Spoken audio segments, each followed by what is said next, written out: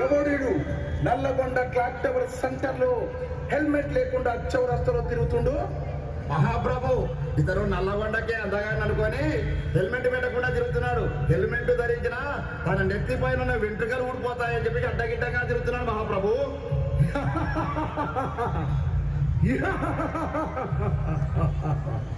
చిత్రగుప్త మహాప్రభు ఇతడు చిట్టా లెక్కింపు.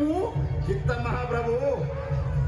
మహాప్రభు ఇతను ప్రతిరోజు హెల్మెట్ ధరించకుండా బండి నడుపుతున్నాడు మహాప్రభు. 4 సార్లు క్లాక్ టవర్ సెంటర్ నందు సిగ్నల్ చెప్పు చేశాడు మహాప్రభు.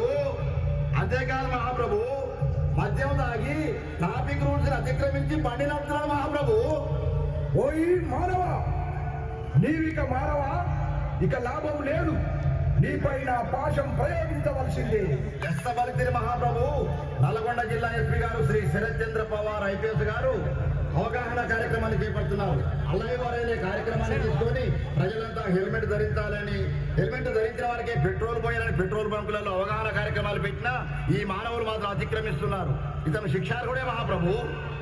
చిత్రగుప్త, అయితే ఇతనిపై యమపాశం ప్రయోగించవలసిందే.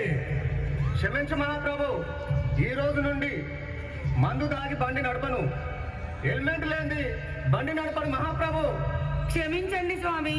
ఇంటి దగ్గర నా పిల్లలు, ముసలి అత్త మామ, నా కుటుంబం అంతా తన మీదే ఆధారపడి బ్రతుకుతున్నాం ప్రభు. ఇకపై తను మందు దాగి బండి నడపకుండా, హెల్మెట్ లేనిదే బండి నడపకుండా నేను జాగ్రత్త తీసుకుంటాను ప్రభు. యమధర్మరాజా, మా నాన్నని క్షమించండి స్వామి. నా కిట్టి బ్యాగ్ లో దాచుకున్న డబ్బులన్నీ పెట్టి మా నాన్నకి హెల్మెట్ కొనిస్తా స్వామి.